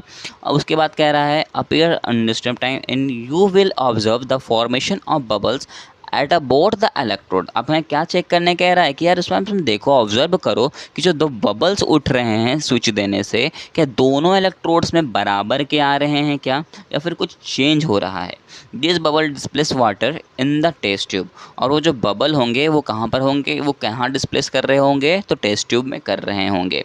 ऐसा नहीं कि आप बाहर चेक करने लगो, ऐसा नहीं है ना। टेस्ट ट्यूब के अंदर वाले जो वाटर हमने लिया है उसमें बबल्स देखना, कुछ बबल्स जो हैं वो डिस्प्लेस हो रहे होंगे। उसके बाद का क्या पॉइंट कह रहा है कि इसके बाद कह रहा है is the volume of the gas collected the same in the both the test tube. हमें पूछ रहा है कि बताओ कि जब वॉल्यूम होगा गैस का, दोनों तरफ जो गैस लिबरेट हो रहे हैं, जो बबल्स आ रहे हैं, क्या दोनों तरफ वो बराबर होगा क्या? ऐसा ज़रूरी है क्या? ज़रूरी है कि नहीं? वो तो आप एक्सपेरिमेंट करोगे तो ही बता सकते हो, है कि नहीं। लेकिन एक्सपेरिमेंट नहीं कर रहे हैं तो ऐसा थोड़ी एक आंसर नहीं जानेंगे, आंसर पता करेंगे, पर पहले क्वेश्चन तो पूरा पढ़ लें, है कि नहीं। तो अगला पॉइंट कह रहा है once the test tube are filled with the respective gases remove them carefully. उसके बाद हमें क्या करने कह रहा है, जो टेस्ट ट्यूब लिया है जिसको हमने वाटर से अच्छे से फुल किया था, उसमें कुछ गैस आएगा, उस गैस को हमें अच्छे से रिमूव करना है कि उसको अच्छे से रिमूव कर लेना है। उसके बाद कह रहा है test this gases one by one by breeding a burning candle close to the mouth of the test tube. उसको बाद कह रहा है कि वो हमें दोनों गैस को क्या करना है, अच्छे से चेक कर लेना है कि दोनों का कंसंट्रेशन जो होगा क्या वो बराबर होगा या नहीं होगा। और ये क्वेश्चन लिया है कि ये जितने भी स्टेप है, जो भी रिएक्शंस है, वो हमें कब करना है, जब हमारे आसपास कोई टीचर हो जो ट्रेंड टीचर हैं, उसके साथ ही हमें ये रिएक्शन करना है। ये नहीं कि आप अपने से घर पे ही एक्सपेरिमेंट करना शुरू कर दो, ऐसा नहीं करना है। ये क्लियर है? अब ये पूछ रहा है कि बताओ यार उतना सारा चीज़ हमने किया तो हमें रिज़ल्ट हमें क्या मिला, है कि नहीं। उतना सारा जो हमने किया कि एक मग लिया उसमें होल किया, होल करने के बाद रबड़ लगाया, रबड़ लगाने के बाद हमने क्या किया था, रबड़ लगाने के बाद इस पर एक एनोड बैठाया, एक कैथोड बैठाया। उसके बाद हमने एक और टेस्ट ट्यूब लिया, टेस्ट ट्यूब को हमने वाटर से फिल किया, वाटर से फिल करने के बाद उसमें खपा दिया, खपाने के बाद क्या किया, हमने सर्किट जोड़ा। सर्किट पे कैसे जोड़ा, एनोड के साथ पॉजिटिव चार्ज, कैथोड के साथ नेगेटिव चार्ज, 6 वोल्ट की बैटरी कनेक्ट कर दिया, स्विच ऑन कर दिया। स्विच ऑन करते ही हमने देखा कि यहाँ पर बबल देखने को मिलेगा। बबल ज़्यादा किस में देखने को मिल रहा है, आपको यहाँ पर फिगर से ही देख सकते हो। बबल हमें ज़्यादातर किस में देखने को मिलेगा, एनोड वाले में ज़्यादातर देखने को मिलेगा और कैथोड वाले में थोड़ा कम देखने को मिलेगा।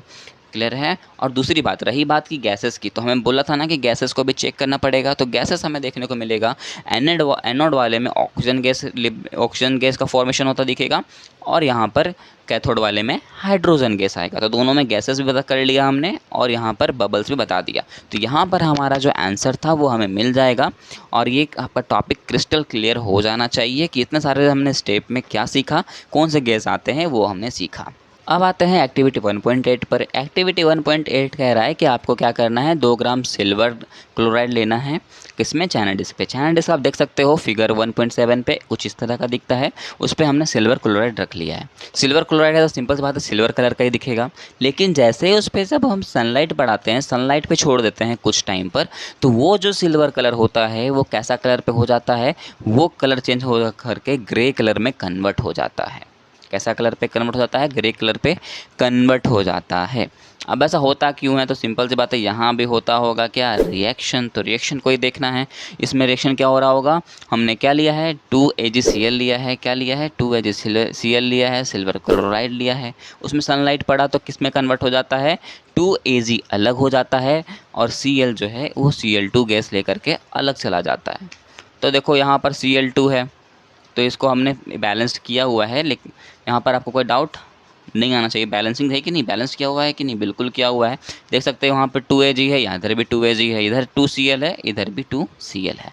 यहाँ तक कोई डाउट नहीं होना चाहिए। तो हमने इस एक्सपेरिमेंट को भी कंप्लीट कर लिया कि किस तरह का कलर होता है और क्या अब और क्यों चेंज होता है, ये भी देख लिया। एक और है, एक silver bromide also behave in the same way. एक सिल्वर ब्रोमाइड है, वो भी इसी तरह से बिहेव करता है।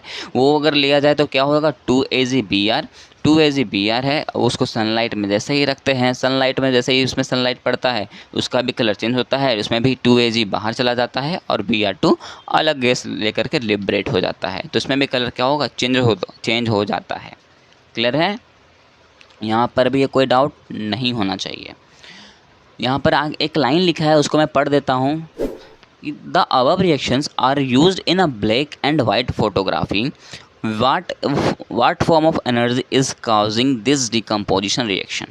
ये बताओ, ये कह रहा है कि इससे पहले जो भी रिएक्शन हमने किया था वो ब्लैक एंड वाइट फोटोग्राफी में किया गया था। What form of energy is causing this decomposition reaction. तो बताओ इसमें डिकम्पोजिशन रिएक्शन में क्या एनर्जी फॉर्म, कौन सा एनर्जी फॉर्म हुआ था? तो उसका आंसर लिखा है एनसीईआरटी ने कि we have seen that the decomposition reaction required their energy in the form of heat, light or electricity for a breaking down the reactions in the which energy is absorbed are known as endothermic reaction।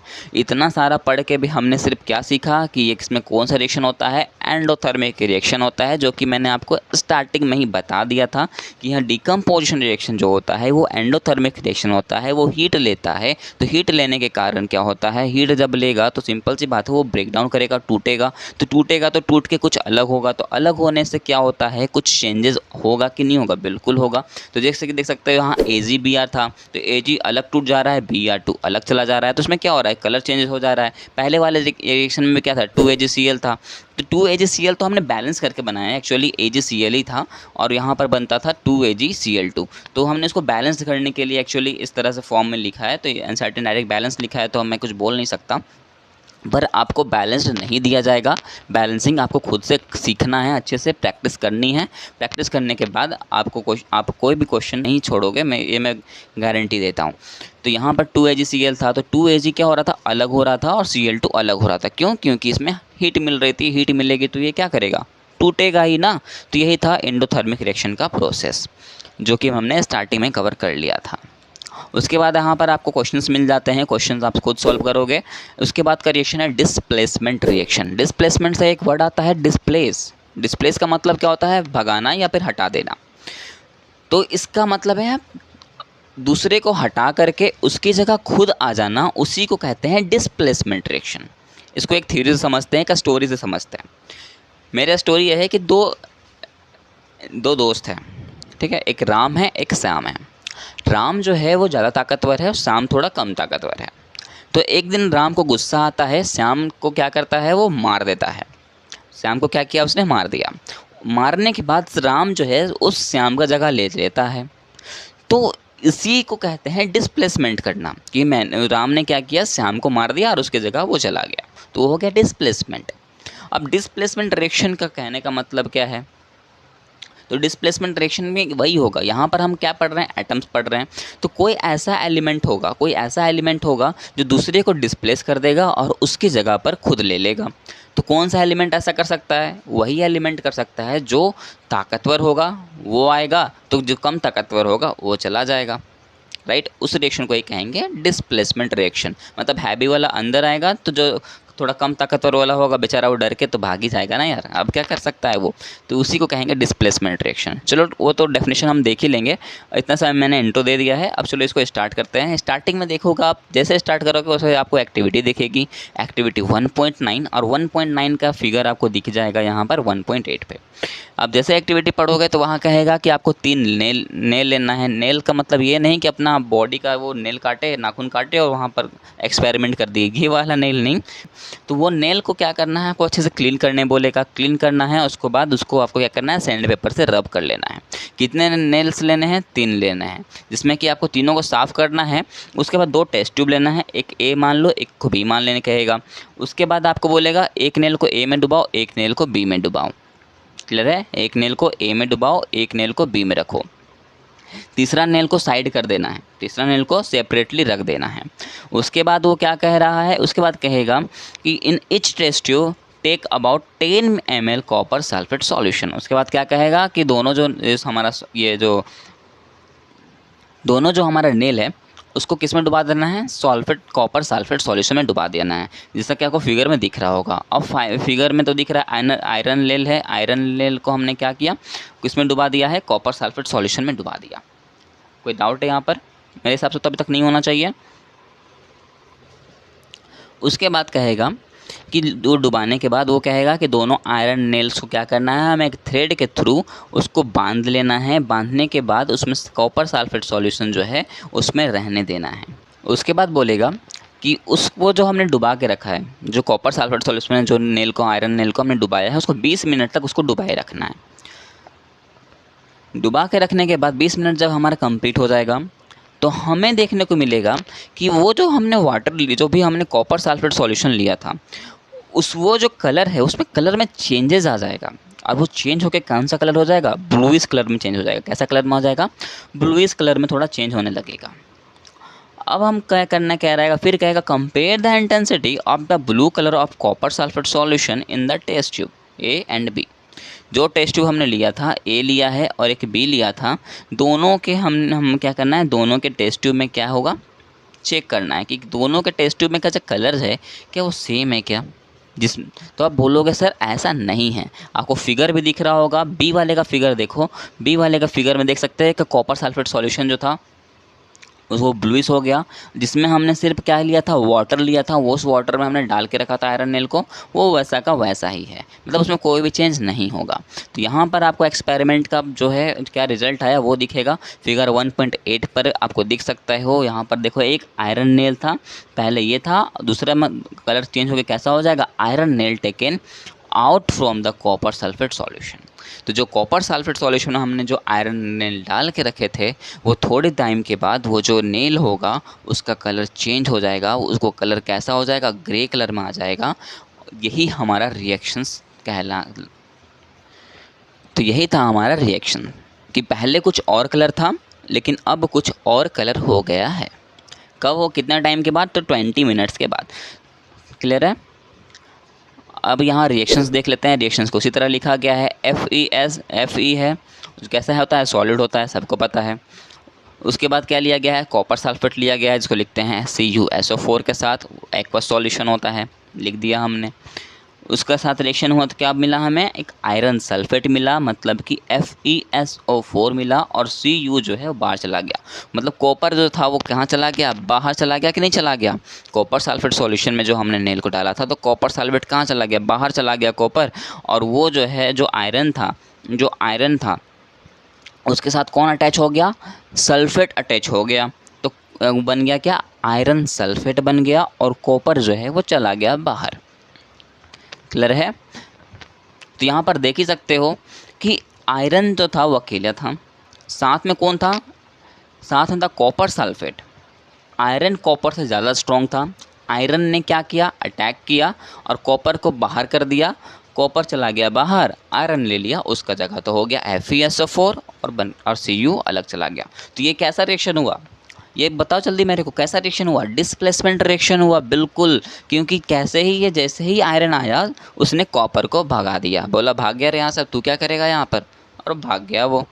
Clear है? अब definition भी देखो वहीं यही कहेगा कि in this reaction iron has displaced or remove another element copper from copper sulphate solution. क्या कर रहा है, आयरन ने किसको रिमूव कर दिया, कॉपर को। किससे कॉपर को रिमूव किया, तो कॉपर सल्फेट सॉल्यूशन को से कॉपर को भगा दिया और उसके जगह पर आयरन जाकर के चिपक गया। तो इस रिएक्शन को कहेंगे डिस्प्लेसमेंट रिएक्शन। और भी रिएक्शन दिया गया है जैसे कि ZnCuSO4 जो रिएक्शन करके बना देगा ZnSO4 और Cu को बाहर। कहने का मतलब जो कॉपर है वो सबसे कम है और जिंक जो है उससे स्ट्रॉन्ग था, वो भी भगा दे रहा है। फिर है पीबी भी जाकर के कॉपर को बाहर भेज देगा और पीबी ले लेगा कॉपर की जगह। तो इस तरह के ऑपरेशंस आप खुद से भी मेरे हिसाब से कर सकते हो। देखो यार थोड़ा पेचीदा लग रहा होगा पर मज़ेदार भी है क्योंकि उसमें बस ट्रिक को समझना है और ट्रिक पता चल जाएगा तो रिएक्शन आप खुद बता सकते हो कौन डिस्प्लेसमेंट रिएक्शन होगा, उससे पहले हमने पढ़ा कौन कॉम्बिनेशन रिएक्शन होगा, कौन डिकम्पोजिशन होगा, वो सब आप बता सकते हो।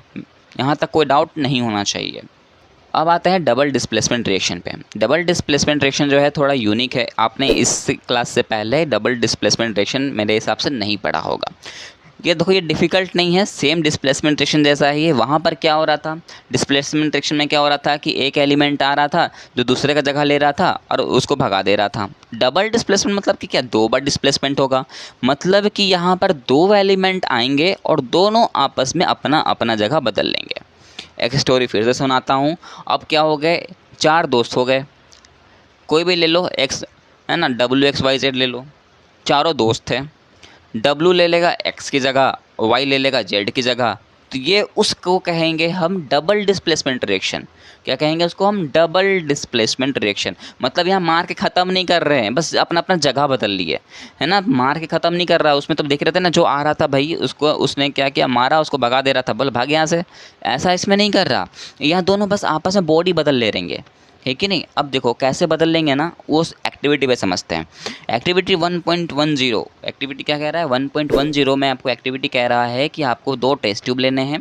दोनों टेस्ट ट्यूब में आपको क्या करना है, एक में 3 ml सोडियम सल्फेट लेना है, एक में 3 ml बेरिलियम क्लोराइड लेना है। दोनों को मिक्स करना है और बताना है कि इसको आपने क्या ऑब्जर्व किया। तो जब आप दोनों को मिक्स करोगे तो आपको ऑब्जर्व होगा कि यहाँ पर आपको फॉर्म दिखेगा बेरिलियम सल्फेट और सोडियम क्लोराइड। क्लियर है?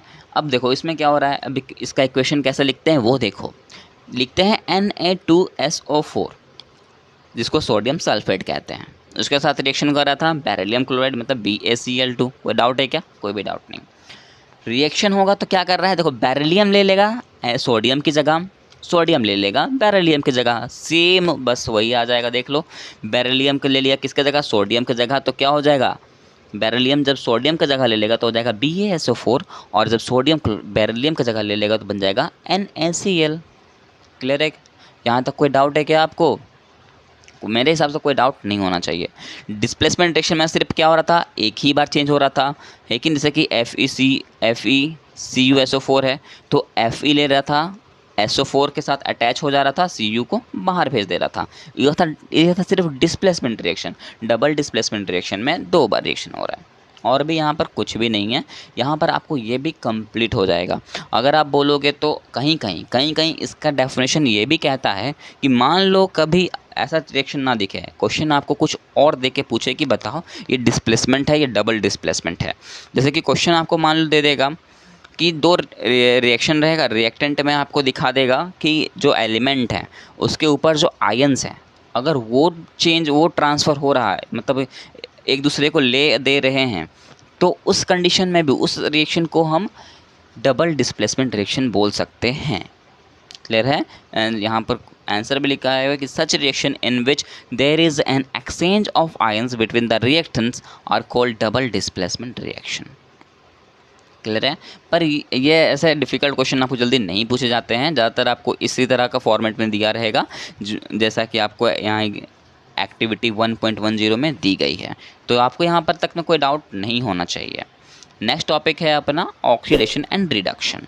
ऑक्सीडेशन एंड रिडक्शन, ऑक्सीडेशन का मतलब होता है एडिशन ऑफ ऑक्सीजन और रिडक्शन का मतलब होता है रिमूवल ऑफ ऑक्सीजन।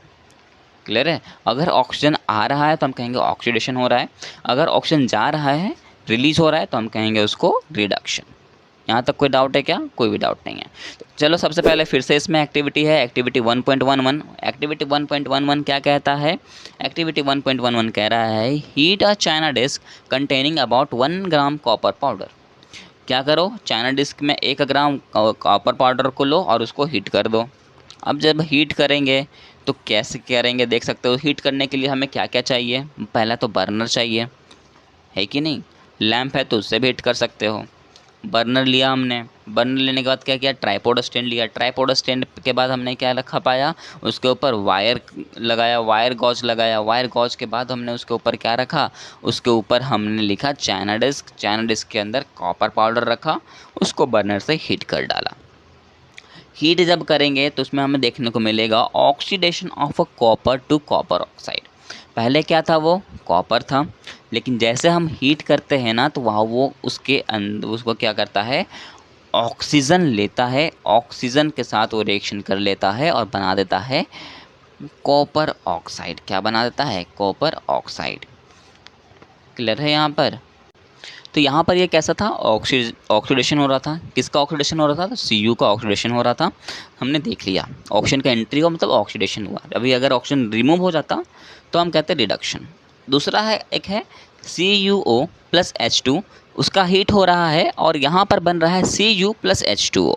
तो अब देखो यहाँ पर किसका ऑक्सीडेशन हो रहा है और किसका रिडक्शन हो रहा है वो आपको पहचानना है। तो देखो यहाँ पर CuO है, CuO है, उधर साइड जब रिएक्टेंट में क्या था? कॉपर के साथ ऑक्सीजन था। प्रोडक्ट में क्या है? कॉपर के साथ सिर्फ और सिर्फ कॉपर ही रहा, मतलब यहाँ पर ऑक्सीजन था पहले, प्रोडक्ट में जाकर के ऑक्सीजन गायब हो गया, तो इस कॉपर का रिडक्शन हुआ।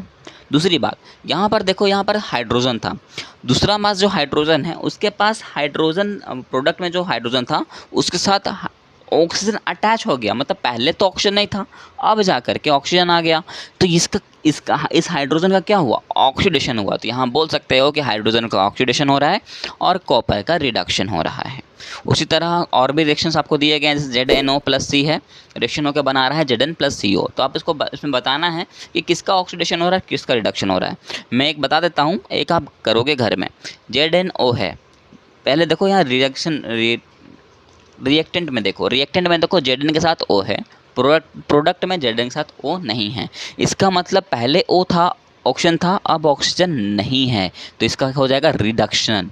अब बात करते हैं कार्बन का। तो कार्बन के पास देखो रिएक्टेंट में ऑक्सीजन नहीं था पर प्रोडक्ट में ऑक्सीजन आ गया है, तो कहीं ना कहीं इसका ऑक्सीडेशन हुआ है। तो हम बोल सकते हैं कार्बन का ऑक्सीडेशन हुआ है और Zn का रिडक्शन हुआ है। बस दूसरा जो क्वेश्चन है वो आपको खुद से प्रैक्टिस करनी है। क्लियर है? तो यहाँ तक हमारा ऑक्सीडेशन भी कंप्लीट हो गया और रिडक्शन भी कंप्लीट हो गया, जो कि हमारा लास्ट रिएक्शंस के अंदर आता था। उसके अलावा जो है, उसके बाद जो है 2 चीज़ और हमें पढ़नी है, वह है कोरोजन क्या होता है और रेंसिडिटी क्या होती है। क्लियर है?